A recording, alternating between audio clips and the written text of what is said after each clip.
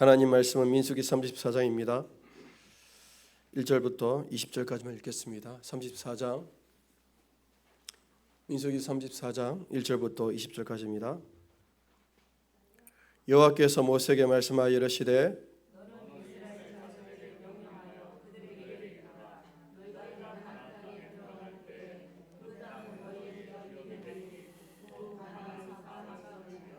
너희 남쪽은 에돔 곁에 접근한 심강야니 너희의 남쪽 경계는 동쪽으로 여맥 끝에서 시작하여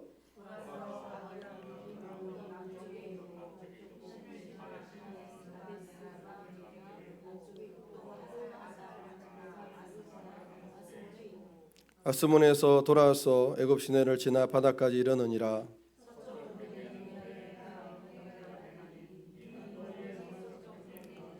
북쪽 경계는 이러하니 데에스부터 호르산까지 거라.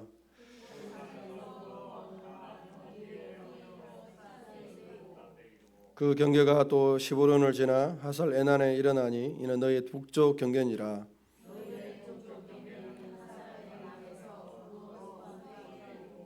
그 경계가 또 스밤에서 리블라로 내려가서 아인 동쪽에 이르고 또 내려가서 긴네레 동쪽 해변에 이르고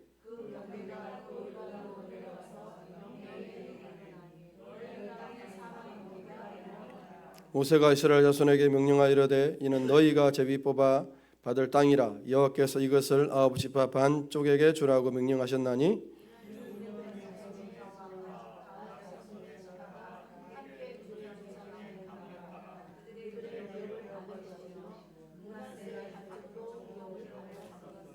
이 두 지파와 그 반 지파는 여리고 맞은편 요단 건너편 곧 헤돈론 쪽에서 그들의 기업을 받으리라. 너희에게 땅을 기업으로 나눌 자 이름은 이러하니 제사장 엘라살과 눈의 아들 여호수아니라.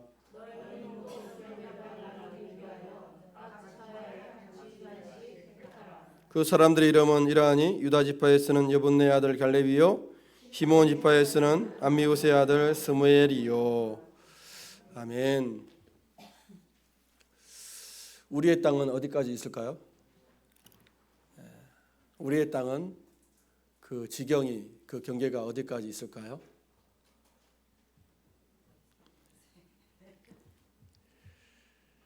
오늘 말씀을 통해서 여러분의 땅의 지경이 어디까지 있는지를 좀 확인하고 바로 보고 또 나아가는 시간 되기를 소망합니다. 하나님은 이스라엘 민족을 당신의 백성으로 삼았습니다. 백성으로 삼고 난 이후에 그 백성이 살아갈 땅, 기업, 영토를 주는데 그것이 어디입니까? 가나안 땅입니다. 지금 중동에 있죠. 왼쪽에는 지중해가 있고 남쪽에는 아프리카가 있고 또 북쪽에는 터키, 또 유럽 그 사이에 있는 또 오른쪽에는 아시아 그 중간에 있는 팔레스타인, 가나안 땅을 하나님께서 그들의 영토로 주셨습니다. 이 땅에 대한 약속은 이미 한 200만 되는 이스라엘 민족이 부르었을 때만 준 것이 아니라 이미 첫사람 그 이스라엘 민족의 시작이었던 시조였던 조상의 처음이었던 아브라함부터 하나님은 이 땅을 너에게 줄 것이라고 약속하였습니다. 시간이 많이 걸렸죠. 아브라함 이후에 4대째 그들이 애굽 땅에 들어갔고 430년 만에 그들이 나오게 되었습니다.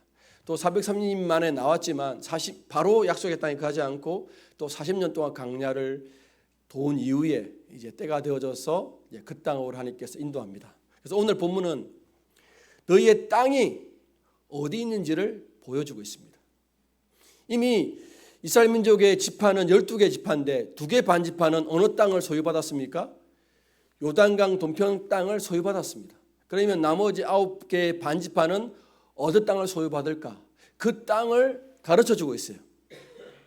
보면 2절을 한번 같이 읽어보겠습니다. 시작. 너는 이스라엘 자손에게 명령하여 그들에게 이르라. 너희가 가나안 땅에 들어가는 때에 그 땅은 너희의 기업이 되리니 곧 가나안 사방 지경이라.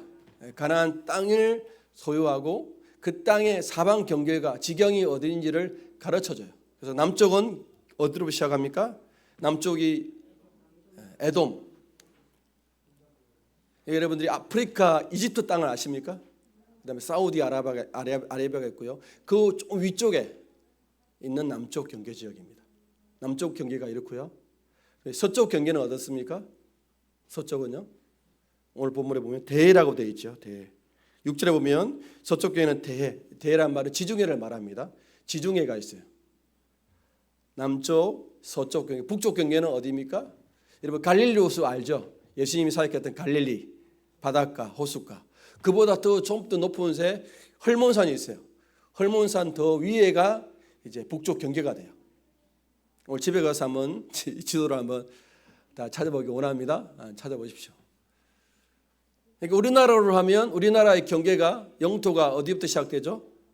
남쪽으로는 제주도부터, 북쪽에는 압록강, 두만강이 이루어지는 백두산 그쯤에 있습니다. 그래서 한라부터 백두까지가 우리나라 영토라고 하지 않습니까?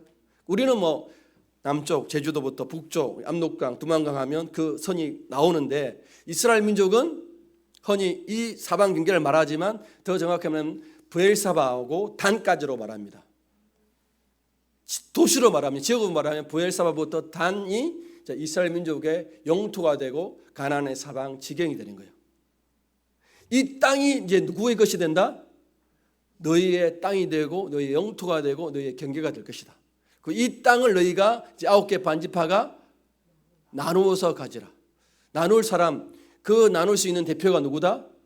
두 사람, 제사장인 엘르아살, 아론의 아들 엘르아살이 하고 그다음 눈의 아들 지도자인 여두수와 두 사람이 책임하에 각 지파의 지휘관 한 명씩 뽑아가지고 나누면 9개 반지파가 하나님이 허락한 약속의 땅을 너희가 얻을 수 있다. 이 땅을 지금 얻었습니까? 아니면 얻지 못했습니까? 얻지 못하고 그 그림, 사방의 경계의를 보여주는 거예요. 자, 오늘 여러분이 이제 부모님이 되어져서 땅이 있습니다. 상암동에 땅이 있어요. 상암동에 땅을 있어서 여러분의 자녀를 데리고 가지고 이제 내가 죽고 나면 너희가 상속받을 땅이 어디다? 상암동 땅이다. 금싸라기 땅이죠. 그 땅을 준다고 생각해 보세요. 흥분되고 얼마나 좋아요. 아직은 차지하지 않았지만 아직 등기도 없는 땅이에요. 하나님은 근데 뭐예요?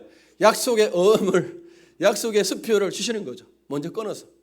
이미 진작 아브라함부터 하나님은 약속의 어음만 주는 거예요. 아직 땅은 주지 않았지만 하나님 약속가 있습니다. 이제 그 땅 막연하게 가나안 땅이었지만 이제 더 분명하게 남쪽 경계, 서쪽 경계, 북쪽 경계, 동쪽 경계는 어느 만큼 될 것이라고 분명하게 이제 확실히 그려주는 거예요. 확실한 거. 이 땅을 이제 이스라엘 민족은 그 땅의 지경으로 차지하게 될 것입니다. 그럼 이제 이스라엘 민족은 약속의 땅을 보면서 어디부터? 브엘사바부터 단까지가 우리의 땅이 되겠구나 하고 그림을 그려가면서 그곳으로 정복 전쟁을 할 수가 있게 되는 거예요. 좀 더 구체적으로 선명하게 우리가 땅은 이 땅이니까 이 땅을 차지하고 나갈 수 있다라고 생각하는 거예요. 그것이 하나님이 이스라엘 민족에 허락한 땅의 지경입니다. 이 경계를, 이 지경을 더 넓혀주셨습니까? 하나님은 이스라엘 민족에게? 아닙니다. 이 땅만큼 주셨어요. 하나님 처음부터 민족을 정하시고 민족의 경계를 다 주셨는데 이 가나안 땅의 동서남북의 경계는 오직 이스라엘 민족만 차지하게 하셨습니다. 얼마나 기대와 소망을 가지게 되겠습니까? 더 구체화되는 거죠. 구체화되는 거죠. 이제 광야 생활 40년째입니다. 1년이 지나면 이제 모세가 죽고 여호수아를 앞장 세워서 바로 그 다음에 이제 정복 전쟁을 하고 그 땅을 하나하나 차지하게 됩니다. 하나님 약속대로 차지하게 되고 물론 시간이 걸립니다. 왜냐하면 하나님이 다 멸하고 쫓아내라고 했는데 다 쫓아내지 못하여서 언제 때? 다윗과 솔로몬의 때 그 지경으로 완벽하게 정복해요. 시간이 걸립니다. 그러나 하나님의 약속대로 분명히 다윗과 솔로몬 때 이 지경을 그들이 다 차지하게 됩니다. 하나님의 약속이 이루어지게 되는 거죠. 우리가 그 땅을 하나님 그림으로 주시고 청사진을 주셔서 바라보고 거대하는 거죠. 여러분들이 뭐 골목길에 가면 어느 땅이 있고 그 땅에 대한 건물의 인면도가 있지 않습니까? 그러고 보면 이 땅에 있는 건물이 이렇게 세워지고 이 땅 주인은 이런 건물을 세우면서 돈 벌려고 하는구나 하고 생각할 수 있듯이 하나님 이스라엘 민족에게 가나안 지경을 분명하게 그 사방 영토의 모습들을 보여주면서 더 선명하게 꿈꾸고 그러한 삶을 살아갈 수 있도록 그를 준비하게 되는 거죠. 근데 하나님은 이 이스라엘 민족에게 이러한 땅에 대한 그림만 주실까요? 땅에 대한 모습만으로 하나님의 나라가 완성될까요? 그렇지는 않습니다. 여러분들 이제 민수기를 끝나면 민수기는 땅을 정복해가는 과정이에요. 그리고 또 민수기는 백성을 준비하는 과정이에요. 그리고 그 땅에서 이 백성들이 어떻게 살아야 할 모습을 보여주는 것이 출애굽기 24장, 25장, 26장에 있는 계명이고 또 모세가 죽기 전에 신명기에 걸쳐서 민수기 끝나면 신명기를 바로 갈지 아니면 신약에 갔을지 모르겠지만 신명기의 말씀을 통해서 내가 이런 남쪽에는 이런 경계가 있고 서쪽에는 이런 경계가 있고 북쪽에는 경계가 있고 동쪽에 있는 이런 이 가나안 땅에 들어가서 어떻게 살아야 할지를 보여주고 있어요. 신명기는 그 땅에서 그 백성들이 살아갈 삶의 모습들을 보여주는 거죠. 그럴 때 이제 하나님의 나라가 완성되는 거예요. 땅을 얻고 그 땅에서 백성들이 살아가면 그 곳이 하나님의 나라의 번영과 풍요를 다 맛보고 경험하게 되어 있습니다. 할렐루야. 비건한 예로 하나님이 첫사람 아담과 하와를 지으시고 그들이 살아갈 곳으로 어떤 곳을 창설하셨죠? 에덴 동산을 창설했습니다. 그 땅이 어떤 땅이었습니까? 어떤 모습이 기억나십니까? 중앙에 뭐가 있습니까? 생명나무가 있고 선악을 알게 하는 나무가 있습니다. 그 동상 중앙으로부터 무엇이 흘러나옵니까? 강이 흘러나옵니다. 사방으로 동서남북으로 강이 흐릅니다. 강이 흐른다는 것은 그 땅이 풍요의 땅을 의미합니다. 그래서 과일과 열매가 넘쳐나는 것이죠. 그리고 그 땅은 무엇이 있습니까? 에덴 동산에 기록하면서 또 뭐가 있다고 되어 있습니까? 과일도 있고 또 뭐가 있습니까? 창세를 보시면 그 땅은 무슨 땅이다? 보석과 금이 많이 있어요. 에덴 동산에 다시 보시면 보석과 금이 많은 땅이고 강이 흐르는 땅이고 각종 실과가 넘쳐나는 땅입니다. 그것이 에덴 동산이에요. 그 땅의 모습을 이제 그 땅이 사라졌잖아요. 그 땅의 모습이 어디예요? 이제 젖과 꿀이 흐르는 가나안 땅이라는 거예요. 할렐루야. 그러니까 지금 가나안 땅의 모습이 젖과 꿀이 흐르는 에덴 동산의 회복, 에덴 동산의 재현처럼 보이는 그런 이미지, 그런 그림으로 사람들을 설레게 해요. 하나님이 설레게 합니다. 그죠? 기대감을 갖게 하는 거예요. 뭔가 희망, 삶의 활력을 부어주는 그림을 주고 있습니다. 하나님 기막히잖아요. 우리 공부하는 수험생들에게 한번 대학교를 투어시키잖아요. 그러면 꿈과 같아요. 대학교가 이렇게 멋지고 자유분방하고 그동안 억압 속에서 뭔가 통제 속에 살아왔던 학생들이 이제 자유롭게 펼칠 수 있는 그 캠퍼스를 보면 잔디밭에서 대학생들이 언니 오빠 누나들이 함께 담소나루 가보면 내가 1년만 더 참으면 3년만 더 참으면 저는 좋은 대학 가가지고 술도 마음껏 먹고 뭐 놀기도 하고 예를 들어서 죄송합니다. 그렇게 하는 그걸 꿈꾸잖아요. 데이트도 하고 뭐 소개팅도 하고 미팅도 하고 그렇게 꿈꾸지 않습니까? 내가 대학 가면 뭐 원하는 걸 이룰 수 있다. 그렇게 하나님 꿈을 주시는 거예요. 그런데 이런 꿈이 비전이 이루어지려면 이제 땅이 확보됐습니다. 땅이 확보된 그 땅에 이스라엘 백성들이 어떻게 살아야 되죠? 하나님께서 아담과 하와에게 이 좋은 에덴을 동산을 주시면서 그냥 하라고 하셨습니까? 계명을 주셨죠. 그 계명이 무엇입니까? 선악을 알게 하는 나무 열매를 먹지 말라는 계명을 주셨어요. 이 계명을 지키는 한에서 그 에덴 동산이 천국이 돼요. 그렇죠? 그 한에서 아담과 하와는 그 땅에 살 수가 있어요. 근데 그 계명을 어겼을 때는 하나님께서 아담과 하와를 그 땅에 두십니까? 아니면 쫓아내십니까? 쫓아내시죠. 지금도 마찬가지입니다. 하나님이 가나안 땅으로 젖과 꿀이 흐르는 땅으로 그를 인도하신 이후에 신명기에만 아니 이미 그 땅에 살아갈 삶의 모습을 주셨는데 그것이 계명이고 하나님의 율법이에요. 그러면 이스라엘 민족이 그 계명율법을 지켜야만 그 땅이 풍요와 젖과 꿀이 흐르는 땅이 돼요. 그런데 그렇지 않으면 계명을 어기면 그 땅은 뭐예요? 아무리 가나안 땅이고 약속의 땅이라 할지만 쓰레기 땅이 되는 거예요. 황무지가 돼요. 좀 감이 오십니까? 그래서 하나님께서 이스라엘 민족에게 오늘 사방 지경을 통하여서 무엇을 꿈꾸게 하시는 거죠? 하나님 나라의 천국의 모습이 어떤 모습인지를 꿈꾸게 하시는 거예요. 천국의 모습이 어떻게 될 것인지를 꿈꾸게 하는 거죠. 지금 전 세계적으로 많은 나라와 땅들이 흩어져 있습니다. 여러분들이 한번 기회가 되면 전 세계를 한번 여행 가시면 좋겠습니다. 한번 여행해 보십시오. 돈이 없어도 됩니다. 그러면 그 나라마다의 삶의 모습들이 보이죠. 여러분 어느 나라 한번 가보셨습니까? 어느 나라가 마음에 드십니까? 뭐 가본 적이 없어가지고. 어디 나라에 마음에 들어요? 어느 나라 가고 싶습니까? 예? 스위스? 다 꿈꾸고 좋죠. 저는 안 가봤습니다. 저는 안 가고 싶어요. 저는 대한민국이 너무 좋아요. 또 조사해 본 바에 의하면 대한민국만큼 좋은 땅은 없다고 저는 생각해요. 정말 믿어요. 물어보세요. 우리 사모한테 보면 별로 뭐 해외여행에 관심이 없고 대한민국이 너무 아름답고 좋은 나라입니다. 어제 우리 사모님 이야기하는데 한국에서 영어 강사를 했던 미국인이 한국 여자와 만나가지고 미국에서 살아요. 유튜브를 하는데 아주 얼굴도 미남이고 귀엽게 생겨서 아이들이 영어 공부할 때 도움이 되는 올리브 쌤이라는 쌤이 있어요. 이제 미국 가가지고 텍사스 가서 살거든요. 그래서 최근에 어떤 영상을 찍었냐면 연봉이 1억인 사람이 텍사스에서 살려면 살 수 있는가? 연봉 이름 굉장히 많잖아요. 1억 원 가지고 미국에 살 수 있을까요? 못 살 수 있을까요? 예?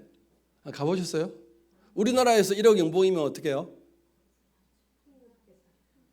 어떻게 하세요? 여러분 1억 엄청나게 때깔 있게 살죠. 풍요하게 살죠. 그 텍사스에 있는 그 사람이 이제 미국에서 살려면 지세라든지 뭐 건강보험료라든지 굉장히 비싸요. 걔는 우리처럼 의료보험이 제대로 있지 않아 가지고 굉장히 비싸요. 병원에 가면 장난 아니에요. 그래서 다 뭐 아기 어린이 볼로 계산하면 1억 원의 연봉을 받아도 한 달에 1,000만 원 해도 마이너스가 되는 거예요. 100만 원 마이너스 되는 거예요.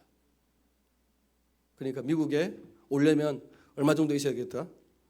한 2억 원 정도 있어야 살만하다는 거예요. 그 영상 보면서 그래 대한민국이 좋구나 하게 되었습니다. 대한민국이 왜 좋냐? 왜 좋습니까? 네?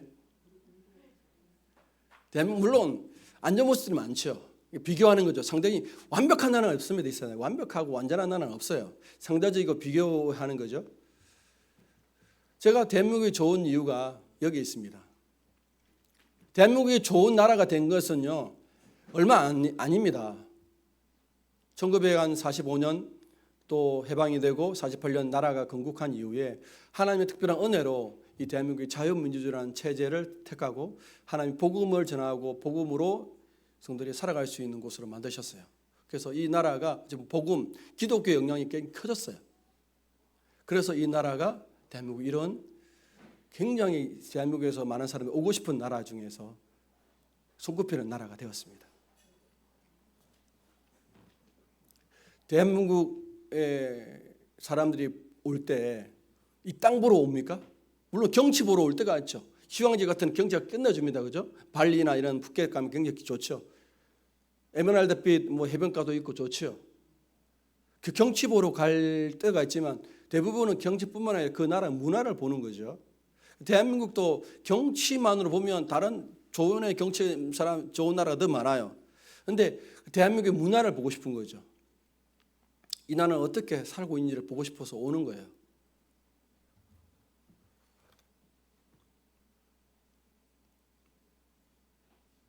여러분이 대한민국 말고 이슬람 나라, 인도 같은 나라, 힌두교, 인도, 이슬람 나라, 인도를 한번 가보시고 선교사님들이 가끔 인도에 계신 선교사님 인도의 사진들을 보내줄 때가 많아요. 인구는 땅도 크고 인구도 굉장히 많은 나라라서 조금만 열심히 하면 잘 살 수 있는 나라예요. 물론 이번에 인도가 달에 착륙선도 보내고 굉장히 발전되지만 그 인도의 그 실상을 보여주는 사례를 보면 인도 가고 싶지 않아요. 가고 싶지 않아요. 이슬람 국가를 보시면 가보시면 그 나라의 모습이 어떤지를 잘 볼 수 있습니다. 나라가 지저분하고 안 좋아요. 별로 안 좋아요.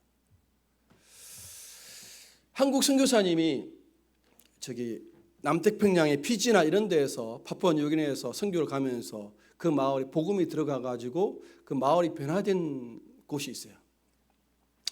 한 섬에 선교사님이 복음을 통해서 복음으로 바뀌어진 마을도 있고 복음이 들어가지 못한 나라 마을도 있어요. 수십 년 동안 변화돼 가지고 재건에 가서 그 모습을 보면 복음이 전해져서 교회가 세워지고 그 마을이 기독교 역량, 기독교의 문화 속에서 있는 나라는요, 다 이렇게 윤택한 농촌 마을 같은, 집도 다 아담하고 아름답고 거리도 깨끗하고 또 곳곳마다 정비가 잘 돼가지고 논밭, 목축할 수 있는 곳이 다 정비되어 있는 모습 있어요. 그 다음에 사람들의 옷은 우리가 피지나 이런 데 보면 원주민처럼 생각하잖아요. 근데 그 원주민 모습이 아니라 다 뭐예요? 아주 빽깔나는 서양 좋은 옷 입고 있어요. 또 사람들의 얼굴도 뭐예요? 환하고 웃음 띄는 얼굴로 그렇게 모습이에요. 아니 이 피지 땅에, 이 파푸아뉴기니 땅에 이런 마을이 있나 생각해 보니까 그 연유가 이미 몇십 년 전에 호주 선교사님이나 아니 우리나라 선교사님을 통해서 복음이 전해지고 복음을 통해서 10년, 20년 동안 그 나라가 그 마을이 그렇게 바뀌어지는 거예요. 그런데 그 반대편에 있는 섬에는 복음이 들어가지 않았어요. 여전히 원주민의 신앙과 그때 토속 종교의 토템과 샤머니즘에 살고 있는 그 땅은 어떤 땅이 됩니까? 여전히 미개하고 발달되지 않고 어두움의 영, 사람의 눈빛과 얼굴 보면 다 알아요. 어둠의 영이 찌들린 얼굴로 나온 거예요.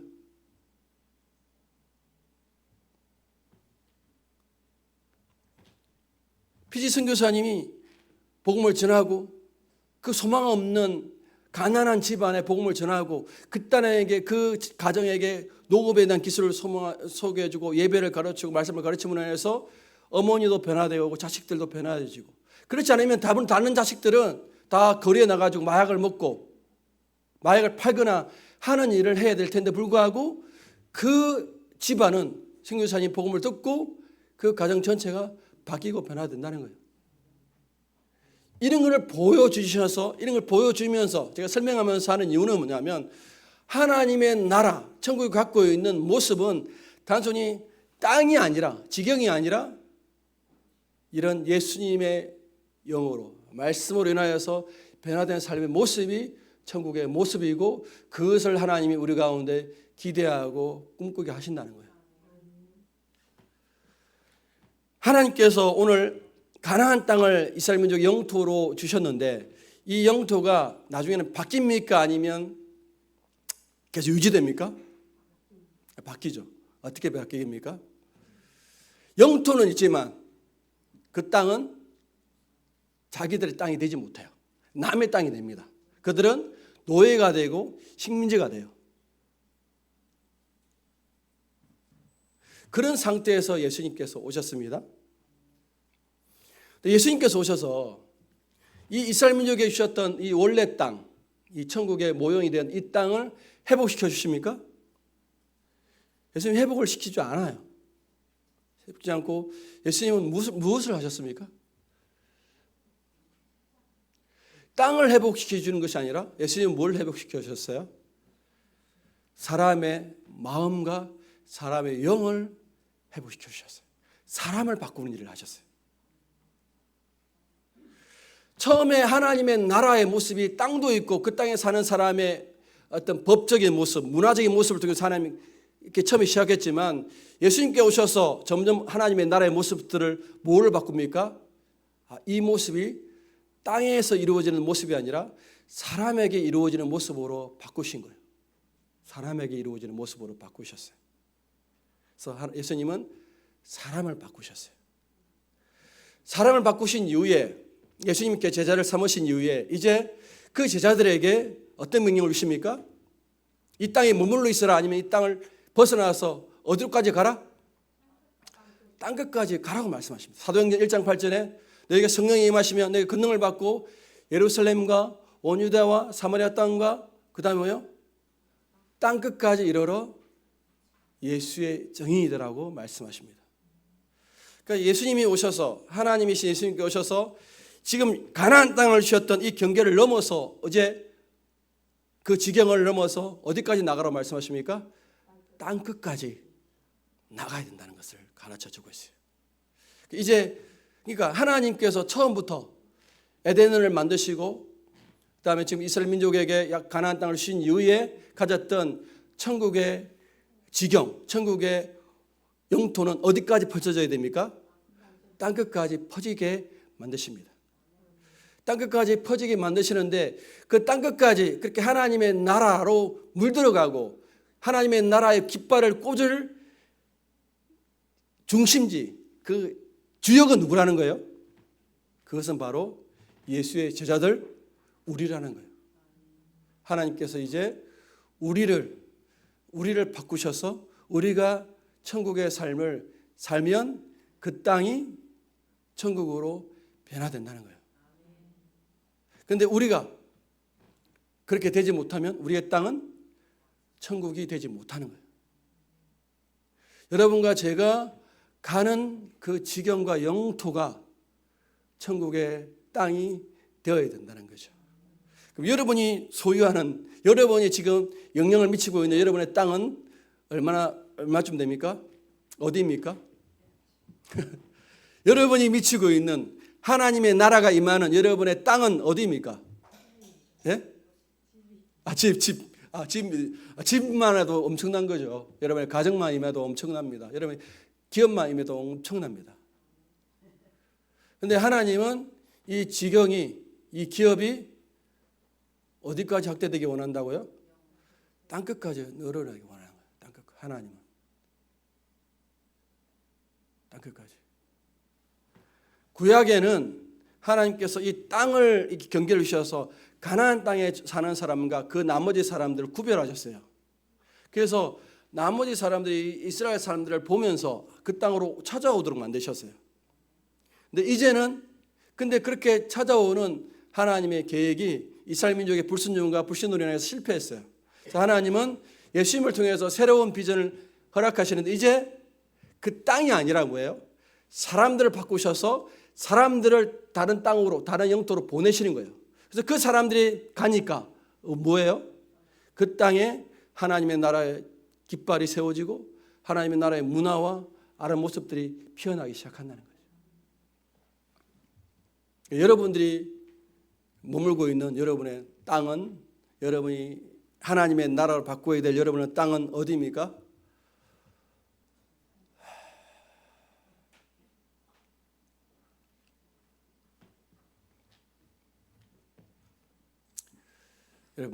더 많은 땅을 넓히기 원하십니까? 또 여러분의 지경이 넓어지기 원하십니까? 우리에게 임할 하나님의 땅, 하나님의 영토는 이제 어떻게 이루어지냐면, 이제 우리가 하나님 주신 이 땅, 이 기업, 영토는 어떻게 바뀌냐면, 여러분과 제가 예수님을 알아갈수록 크기가 커진다는 거예요. 굉장히 멋쩍게 이야기했는데 중요한 단어입니다. 한번 저를 따르겠습니다. 예수님을 알면 알수록 내 땅은 커집니다. 이게 오늘 여러분들 결론이에요. 뭐라고요? 여러분이 예수를 알면 알수록 여러분의 땅은 커집니다. 여러분이 묻겠습니다. 여러분의 땅이 얼마나 되십니까? 여러분의 땅이 얼마나 되십니까? 여러분의 땅이 넓어지고 확대된다는 것은 여러분이 반대로 누구를 안다는 거예요? 예수를 알고 알수록 이 땅은 이루어지게 된다는 거예요. 할렐루야. 그래서 제가 얼마 전에 말했듯이 천국의 모습은 누구의 모습이라고요? 예수님의 모습이에요. 예수님의 모습이고 예수님을 알면 알수록 이 땅은 넓어지고 다르게 영향력이 넓어진다고 말할 수가 있죠. 여러분의 말의 권세와 여러분의 삶의 모습이 파워가 있고 영향력이 있어요. 여러분의 한마디가 엄청난 힘이 있습니다. 여러분의 한마디 한 문장이 행동이 천국을 나타나고 이 어둠의 세상에 하나님 천국을 돌파하는 강력한 무기가 되고 힘이 된다는 거죠. 뭐 할 때? 여러분과 제가 예수님을 알 때. 여러분과 제가 예수를 모르니까 지금 우리의 땅은 있습니까? 거의 없죠. 천국의 깃발이 꼽히지가 않아요. 내 마음에도 천국의 깃발이 없고 내 마음에도 없는데 우리 자식에도 어떻게 꼽고 다른 사람이 어떻게 꼽겠습니까? 못 꼽는 거죠. 예수를 여러분 알면 알수록 그 땅의 크기는 커지고 넓어지게 되어 있습니다. 그래서 예수를 아는 게 중요하죠. 예수를 아는 게 중요한데 보십시오. 예수님이 이 땅에 오셔서 그 행하신 가르침과 삶을 좀 잘 묵상해 보셔야 돼요. 오늘 여러분에게 나누고 싶은 거는 많이 있지는 않습니다. 나누고 싶은 거는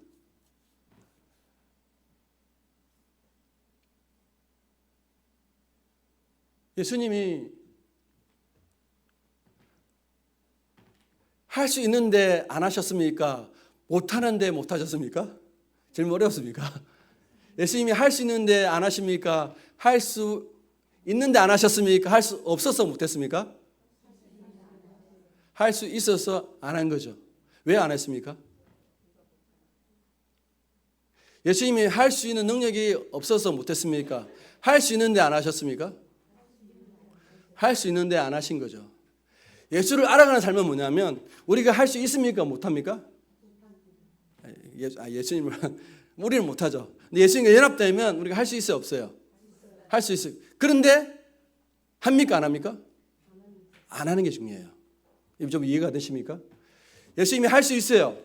능력이 있습니다. 그런데 했습니까? 안 했습니까? 왜 안 했습니까? 누구의 뜻이 아니니까? 아버지의 뜻이 아니고 아버지의 때가 아니니까 안 했습니다. 이게 굉장히 중요해요. 예수님의 나라, 예수님을 안다는 것은. 예수님은 능력이 없는 게 아닙니다. 예수님은 다 할 수 있는 분이에요. 아멘이시죠? 예수님이 다 하셨습니까? 안 했고 막았습니다. 그럴 때마다 예수님은 뭐라고 이야기합니까? 아직 아버지의 때가 안 왔다. 아버지의 뜻이 아니다. 그럴 때마다 할 수 있는데 안 했습니다. 제자들이 예수님과 함께 이제 다른 데 가기 위해서 사역하기 위해서 배를 탔는데 제자들이 뭘 안 갖고 왔습니까? 빵을 안 갖고 왔어요. 그래서 예수님이 빵에 대해서 질문합니다. 너희의 누룩이 어디 있느냐? 누룩을 조심해라. 누룩을 조심해라 하는 말씀을 했어요. 그럴 때 제자들은 어떤 반응을 보입니까? 예수님이 이제 다음 마을 갔을 때 우리 양식에 대해서 묻는다 생각했어요.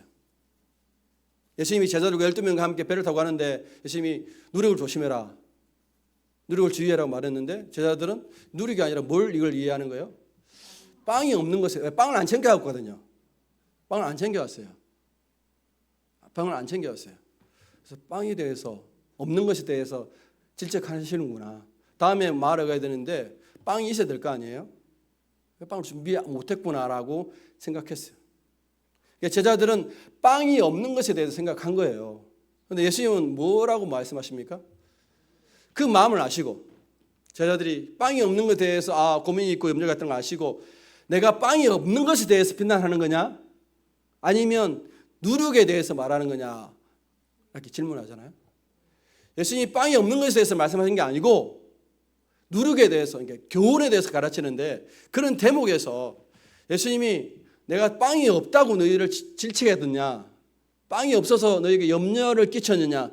그렇게 물어보시는 거예요. 그래서 예수님이 말씀하셨죠. 그 5병이요 7병의 기적을 도면서 살겠죠. 5천 명이 모였을 때 내가 그 사람들을 어떻게 했느냐? 5병이어로 그걸 다 먹이고 입히지 않았느냐? 4천 명이 모였을 때 내가 7병이어로 보리빵 7개와 물고기 2마리로 4천 명을 먹이지 않았느냐? 그러니까 지금 빵이 없는 게 문제냐? 문제가 되지 않느냐? 문제가 안 된다는 거예요. 여러분 이해하시겠습니까? 지금 당장 제자들은 빵이 없어서 예수님 빵이 없는 것에 대해 지책하여서 빵이 없어서 두려워하고 양식이 없다고 생각하는데 예수님은 그걸 말하는 게 아니라 예수님은 빵이 없다고 말하는 게 아니라 빵은 내가 얼마든지 만들어낼 수가 있고 때가 되면 할 수 있다라고 말하는 거예요. 빵이 없는 것에 대한 걱정이 아니라는 거예요. 할렐루야. 예수님께서 사단과 시험 받을 때 돌을 빵으로 만드는 시험, 그 다음에 성령 꼭대기에 뛰어내리는 시험, 그 다음에 사단에게 꿀로 절하는 시험에서 예수님은 능히 그 모든 것들을 할 수 있는 분이에요. 그런데 그 시험에서 예수님은 어떻게 했습니까? 돌을 빵으로 만들지 않았고 성령에 뛰어내리지 않았습니다. 예수님은 성령에 능히 뛰어낼 수 있는 분이에요. 그런데 안 했습니다. 왜 안 했지요? 예수님은 사단과 시험에서 이걸 보여주고 싶은 거예요. 우리의 삶은 하나님이 원하시는 천국의 삶은 내 원함, 내 야망, 내 소원이 이루어지는 삶이 아니라 누구의 뜻에 순종하는 삶이다? 하나님의 뜻에 순종하는 삶이라는 것들을 가르치고 싶은 거예요.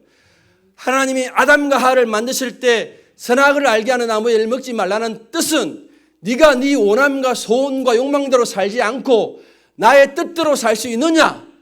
그렇게 하면 천국이 이루어지고 에덴이 이루어지고 네 원함, 네 소망을 살아가면 된다 안 된다? 천국이 이루어질 수가 없고 천국이 아니고 지옥이다. 그래서 그 천국에서 아담과 하와가 살 수가 없고 약속의 땅에 들어온 이스라엘 민족이 이 가나안 젖과 꿀을 하는 땅, 남쪽 경계가 이렇고 서쪽은 이렇고 북쪽은 이렇게 좋은 땅을 살아도 그 땅이 천국의 열매를 맛보지 못하는 거예요. 그런데 이 삶을 누가 이루셨어요? 예수님이 오셔서 이루셨어요. 예수님은 할 수 있어요. 하나님 아버지가 부자지만 예수님이 이 땅에서 어떤 자로 살아가야 됩니까? 예수님이 이 땅에 오셔서 가난한 고난받는 종으로 살아가셔야 돼요. 예수님은 부자입니까? 부자가 아닙니까? 부자예요. 근데 이 땅에서는 어떤 삶을 가지고 살아야 됩니까? 가난한 자. 예수님이 가난하지 않으면, 가난해진다면 죄인이 되지 않으면 죄인을 구원할 수 없다는 거예요. 예수님이 가난케 되시면 우리의 죄를 대신 감당하기 위한 가난함이에요. 반대로 부유함은 무엇입니까? 아버지의 뜻에 순종하는 삶이 부유함이에요. 저는 믿어요.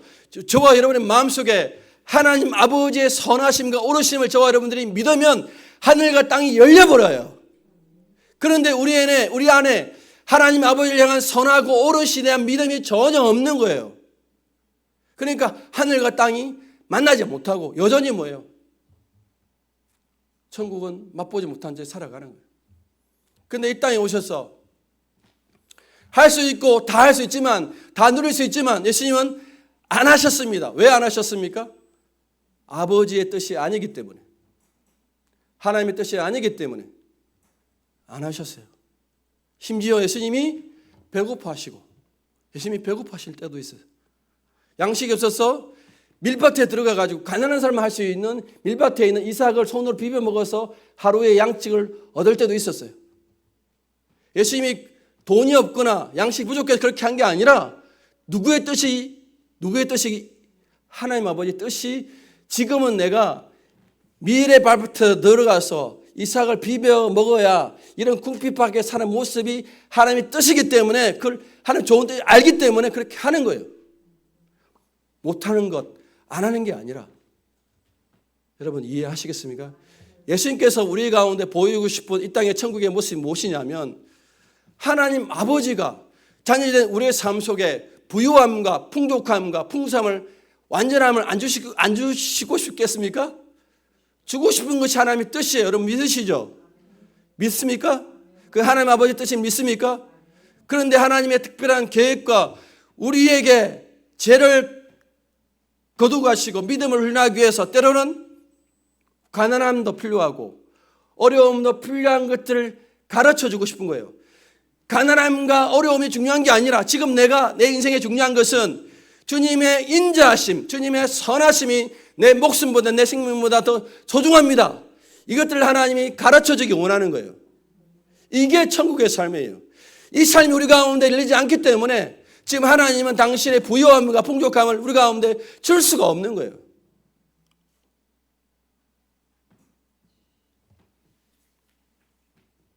여러분 할렐루야이십니까?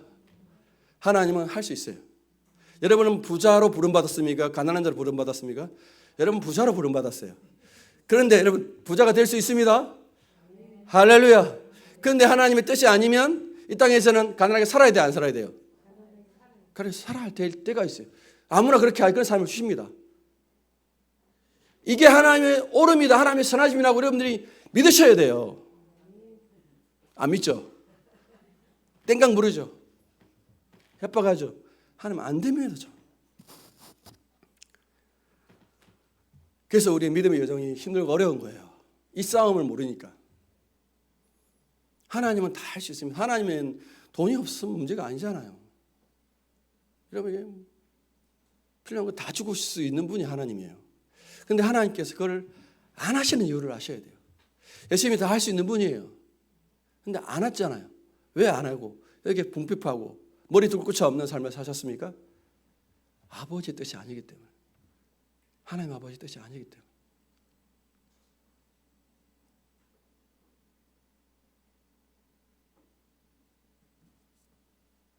근데 여러분이 정말 하나님 내가 내 목숨 걸고 보다 아버지의 뜻이 중요합니다. 물론 그런 고백은 할 수 있는 사람 아무도 없어요. 저는 아무도 없다고 생각해요. 만약 여러분들이 그런 고백을 할 수 있으면 여러분 가운데 정말 천국이 열릴 줄 믿습니다. 근데 그 고백을 유일하게 한 사람은 누구예요? 예수님밖에 없어요. 그래서 저와 여러분들이 왜 제가 예수님을 알고 묵상해야 된다고 말하냐면 예수님이 하셨던 이것들을 우리가 묵상하는 믿음의 훈련, 그 예수님의 삶을 기도하는 훈련을 하면 예수님의 삶과 제가 연합되어져서 그 삶의 영향력이 여러분 가운데 흘러내려와요. 이렇게 함으로 우리는 변화되는 거죠. 예수님이 하셨던 그 삶을 우리가 묵상하고 알아가면서 그 예수님이 이루셨던 삶의 모습들이 여러분 가운데 다가오는 거예요. 여러분 아시겠습니까?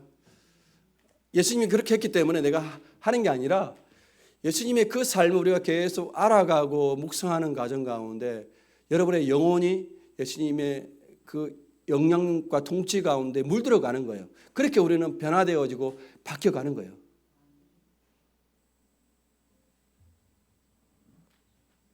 할렐루야. 그래서 여러분이 이 예수님의 마음을 예수님은 정말 심정 그 마음을 여러분들이 인격으로 알고자 하고 사랑하고자 하면 여러분 속에 뭐예요? 천국의 영역이 넓어져 버려요. 이 하늘과 땅이 완전히 저는 열린다고 믿어요.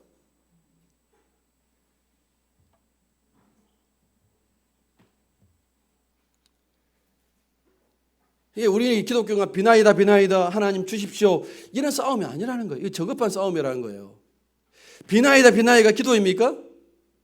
기도 아니라는 거예요. 기독교 기도는 아니라는 거예요. 제가 이 이야기하고 마치 오늘 설교를 짧게 가버렸네 애들이 길어서. 성경에는 사실과 진실이 있습니다. 사실과 진실의 차이가 뭐죠? 사실과 진실이 있습니다. 사실은 그 장면, 그 사람을 있는 그대로 묘사하는 것이 사실이에요. 진실은 그 사람이 왜 그렇게 했느냐, 그 참된 마음을 헤아리면서 보는 거예요. 진실이에요. 여러분 이해하시죠? 대부분 우리가 사실로 오늘 나순복 집사님이 안경에다가 화장하시고 파란 옷을 입고 싶다. 이게 사실이에요. 사실이죠. 근데 진실이 뭐예요? 진실 오늘 나 집사님이 잘 보이고 싶어서 저 옷을 입었다라고 말하는 거면 뭐 이런 이유로 해서 그런 옷을 입었다고 말하는 게 뭐예요? 이게 진실이에요. 알겠죠? 저는 이름은 몰라요. 예를 드는 거예요. 나집사님이 저런 파란 난방을 입는 마음이 있을 거 아니에요. 그걸 이야기하는 게 진실이에요. 그럼 우리가 알고 싶은 것은 나집사님이 저기 금은 안에 청자켓을 입었다, 그 사실을 알고 싶은 거예요? 아니면 그 사람의 진심을 알고 싶은 거예요? 진심을 알고 싶은 거예요. 제가 여러분 기도를 하라고 했습니까? 하지 말라고 그랬습니까? 제가 기도를 하라고 했습니까? 하지 말라고 그랬습니까? 헷갈리시죠? 하지 말라고 했죠. 이 사실입니다. 근데 제가 어느 정도 기도하지 말라고 그랬습니다. 기도를 하지 말라는 건 사실입니다. 근데 이게 진실입니까? 제 진실은 뭐죠? 자꾸 여러분 제가 내 진실은 말하지 않고 사실만 이야기해요. 제 사실은 기도하지 말라는 건 맞습니다. 근데 제가 그냥 그렇게 이야기했습니까? 어떻게 이야기했죠?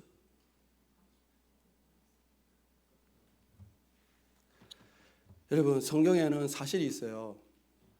사실이 있어요. 사실만 모으면 하나님의 마음을 접근할 수 없습니다. 기도에 대한 수많은 내용이 있습니다. 성경 기도하라고 가르칩니까? 기도하지 말라고 가르칩니까? 성경에서는. 이 사실이죠. 맞아요. 성경 기도하라고 가르칩니다. 근데 유목사는 왜 기도하지 말라고 했을까요? 성경에 있는 내용인데 성경을 부인하는 내용으로 했을까요?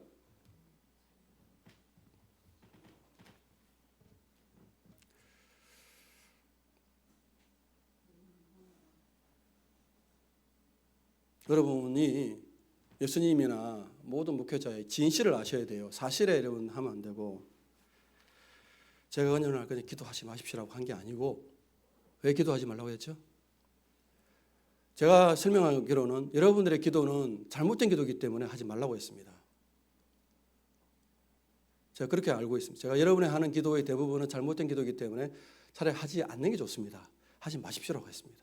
하지 않아도 하나님께 다 하십니다 하고 이야기했습니다. 그렇죠? 그럼 반대로 정확하게 기도하면, 제대로 기도하면 기도해야 합니까? 하지 말아야 됩니까? 해야 하겠죠. 이게 제 진실입니다.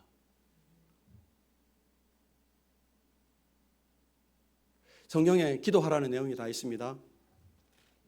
수많은 내용이 다 있죠. 기도하라는 내용입니다. 그런데 하나님은 기도를 할 때 어떻게 하기 원하시죠? 정확하게 하나님 아버지의 뜻을 알면서 기도하기 원하시죠. 이게 하나님의 뜻이에요. 근데 우리는 기도를 어떻게 하는 거예요? 하나님의 뜻과 하나님의 의도는 무관하게 기도를 해요. 비나이다 기도한다는 거예요. 제가 볼 때는 비나이다 기도는 하지 말라는 거예요. 제가 의도는, 제 진실은 하나님 원하시는 기도를 하라는 거예요. 하나님 원하시는 기도는 무엇입니까? 하나님 원하시는 기도는 일단은 우리가 제일 먼저 회개하는 기도를 하는 거예요. 우리의 삶이 죄를밖에 고백할 수 없어요. 우리 평생에 우리는 죄만 지어요. 죄를 먼저 고백하고 그 죄의 길에서 예수께 돌아오는 기도를 제일 먼저 하는 거예요. 회개 기도를 많이 하시라.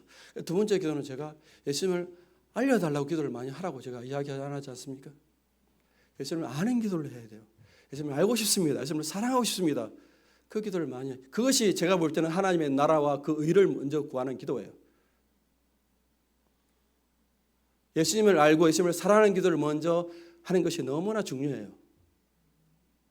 자, 성경 가족년 항상 기뻐하라, 쉬지 말고 기도하라, 범사에 감사하라. 이 기도가 일단 있습니다. 여러분 쉬지 말고 기도합니까? 쉬지 말고 기도하라는 말이 있습니다. 그렇게 하셔야죠. 예수님께서 너희가 오른눈이 죄를 범하면 오른눈을 어떻게 해야 돼요? 이게 사실입니다. 오른눈을 뽑아버려야 돼요. 너희가 죄를 범했을 때 오른이 죄를 범하면 오른을 빼버리고 왼손이 범하면 왼손을 찢어버리라고 했습니다. 이 성경에 있습니다. 사실이죠. 그런데 저는 이거를 어떻게 가르칩니까?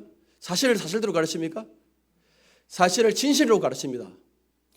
예수님께서 그렇게 말씀하신 것은 우리가 하나님의 계명과 이 율법을 지킬 수 없다는 걸 강조하고 싶은 거예요.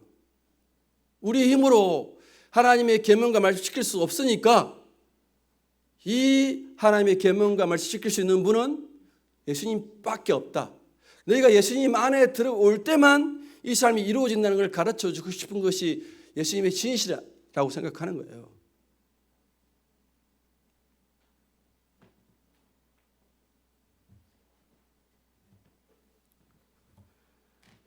제가 여러분에게 가르치고 하는 모든 결론, 모든 다 중심은 다 예수님이에요. 그렇죠? 왜냐하면 여러분들이 우상으로 찾아오시는 것이 아니라 여러분의 하나님으로, 여러분의 남편으로, 여러분의 신랑으로 찾아오시기 때문에 그렇다는 거예요. 하나님은 여러분에게 여러분의 진심, 전심을 원하시지, 예수님이 내가 우상의 자리에서 예수님 비나이다 이 고난을 해결해 주십시오라고 기도하는 그거 원하지 않는다는 거예요.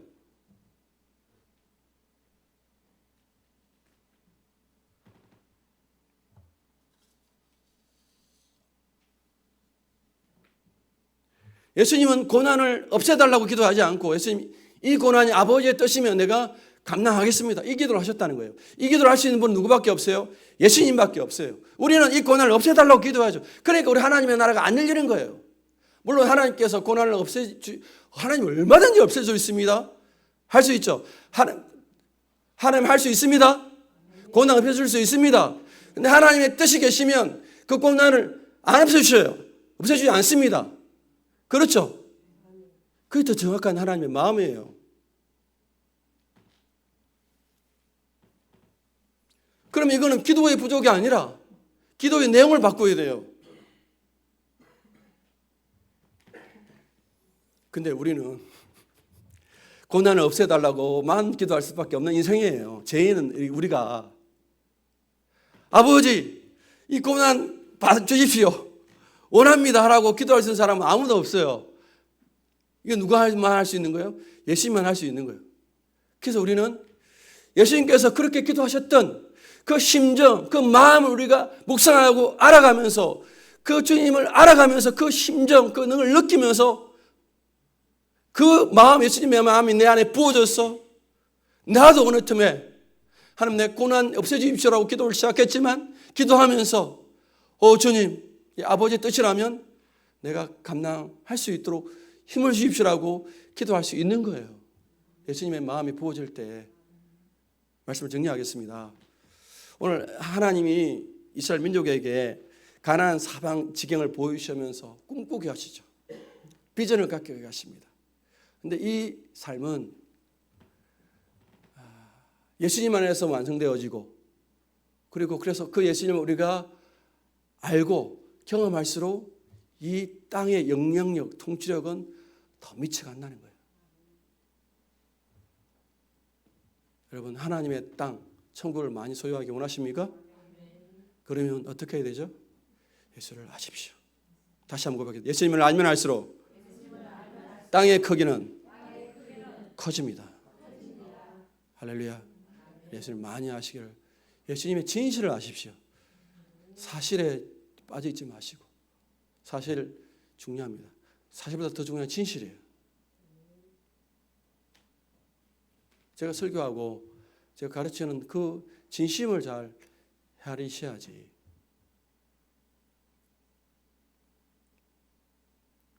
여러분, 사실대로 살면 또 못 지켜요. 성경을 사실대로만 보면 다 지켜야 돼요. 쉬지 말고 기도하라고 예수님 말씀하셨죠. 이걸 사실을 받아들이면 어떻게 해야 돼요? 여러분, 오늘부터 사실 쉬지 말고 기도하라고 해야 돼요. 저 그렇게 가르쳐 볼까요? 쉬지 말고 기도 안 하는 분들은 제가 입에 재갈을 물러가지고 할까요? 그거 원하십니까? 그 사실대로. 아니, 쉬지 말고 기도했기 때문에 사실이 있잖아요. 그걸 제가 가르쳐야죠. 그런데 제가 가르치는 게 뭐죠? 이 사실이 아니라 진실을 가르치는 거죠. 예수님이 쉬지 말고 기도하라는 그 의미가 무엇인지를 가르치는 거죠. 항상 기뻐하라, 쉬지 말고 기도하라, 범사에 감사하라는 말은 똑같은 말이에요. 항상 기뻐하라, 범사에 감사하라, 쉬지 말고 기도는 누구의 삶? 저는 이게 우리의 행동을 말하는 것이 아니라 누구의 삶? 예수님의 삶이에요.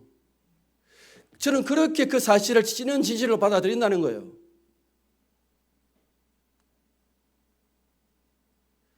이거는 우리에게 요구하고 행해야 될 걸 가르치는 게 아니라 예수님 안에 있으면 있을수록 우리 안에 기뻐하고 쉬지 말고 기도하고 범사에 감사하는 삶이 열매로 나타난 것들을 말해주고 싶은 거예요. 아멘. 찬양 부르겠습니다. 488장 우리 찬송하고 성찬하겠습니다.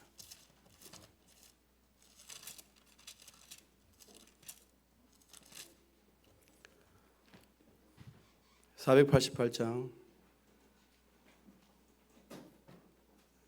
이 몸의 소망 무언가.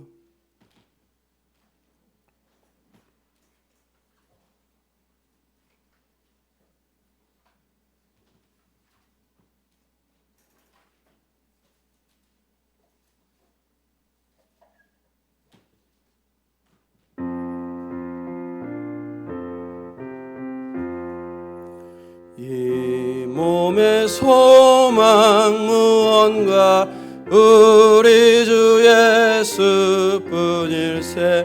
우리 주 예수 밖에는 믿으리 아주 없도다. 주 나의 반석이시니 그 위에 내가 서리라. 그 위에 내가 서리라. 무섭게 바람 부는 밤 물결이 높이 설렐 때 우리 주 크신 은혜에 소망의 낯을 주리라. 주 나의 반석이시니 그 위에 내가 서리라. 그 위에 내가 서리라. 세상에 믿던 모든 것 끊어질 그날 되어도 구주의 언약 미사와 내 소망 더욱 크리라. 주 나의 반석이시니 그 위에 내가 서리라. 그 위에 내가 서리라. 바라던 천국 올라가 하나님 앞에 배울 때 구주의 의를 힘입어 어여지 바로 서리라. 주 나의 반석이시니 그 위에 내가 서리라. 그 위에 내가 서리라. 아멘. 기도하고 성찬하겠습니다. 하나님 아버지, 천국의 모습을 구약에는 가나안 땅 젖과 꿀이 흐르는 모습으로 또는 에덴의 모습으로 보이셨지만 열심히 하나님이 보여주고 싶은 것은 그 삶이 예수님 안에서 완성되었다는 것을 가르쳐주고 있습니다. 예수님은 할 수 있지만 하지 않으셨습니다. 부요했지만 가난하게 살아가셨습니다. 하나님 아버지의 뜻이 죄인된 우리를 구원하시는 그 일이기 때문에 할 수 있지만 안 하시고 풍요했지만 가난하게 사셨습니다. 죄인된 우리를 구원하셔야 하기 때문에 그것이 아버지의 뜻이기 때문에 아들이신 예수님은 그 아버지의 뜻에 전적으로 순복하셔서 예수님을 통해서 하나님의 나라, 천국의 모습이 무엇인지를 우리 가운데 가르쳐 주셨습니다. 우리가 하나님 아버지의 선하심과 오르심들을 신뢰하고 이해한다면 우리는 이 땅에서 천국을 누리게 될 것입니다. 그러나 우리는 하나님 아버지의 선하시고 오르신 뜻을 모릅니다.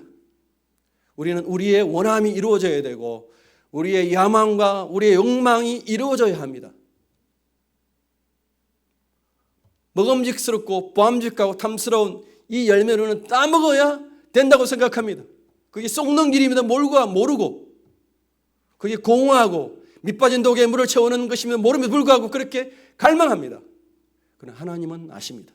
아니, 그것이 너희의 진짜 행복이 아니기 때문에 내 뜻, 내 말씀에 따라 살아야 된다고 그렇게 말씀하시 불구하고 우리는 그것을 이루지 못합니다. 예수님만이 이루셨고 예수님만이 하나님 아버지의 완벽하게 순종하셨습니다. 사랑 때문에. 우리는 이 예수님을 그 심정과 그 마음을 알아가고 더 깊이 알아가고 묵상하면서 예수님의 그 순종의 삶, 천국의 삶이 우리 가운데 나타나게 됩니다. 만약에 하나님 아버지가 당신의 백성들이, 당신의 자녀들이 목숨보다 하나님 인자하심을 구하고 우리의 생명보다 하나님 말씀을 구한다면 하나님께서 가만히 있을 수가 없습니다. 이미 그 시험은, 이 훈련은 끝났기 때문에 우리 삶 속에서 천국이 확 열리게 될 것입니다. 주님, 우리 사랑하는 교우들에게 이 기독교의 비밀을 더 보게 하여 주십시오. 더 알게 하십시오.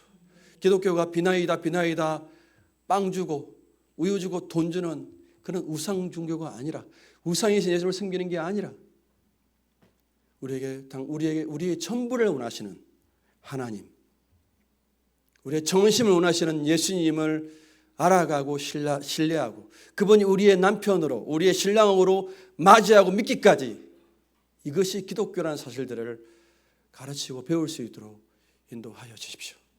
자꾸 예수님을 우상으로 믿는, 우상으로만 그냥 계시도록 하는 이 신앙에서 넘어서서 예수님을 우리의 전부로, 그리스도로, 남편으로 믿는 신앙으로 옮겨갈 수 있도록 은혜를 더하여 주십시오. 이 삶은 예수님을 알아가고 묵상할 때 이루어진다고 믿습니다. 오늘 예수님 우리를 위해서, 죄인된 우리를 위해서, 죄인의 개소 같은 무익한 우리를 위해서 당신의 살과 당신의 피를 주셨는데, 당신의 살과 피를 먹을 때 예수님과 더 깊이 연합되게 하시고 주님의 진실을 헤아리고 알 수 있도록 도와주십시오. 감사합니다. 예수님의 이름으로 기도합니다. 아멘.